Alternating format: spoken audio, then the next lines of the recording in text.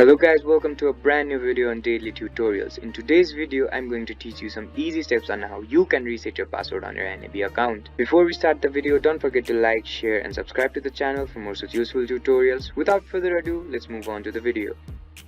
First of all, make sure that you're connected to the internet. Once you've made sure that you're connected to the internet, open up a web browser. Now, once the web browser is open up on your screen, type in www.nab.com.au and hit enter. Once the home page of the NAB opens up on your screen, on the top right corner of your screen you'll see a login button. Go ahead and click on it. In this page you'll have to find the forgot your NAB ID or password button and click on it.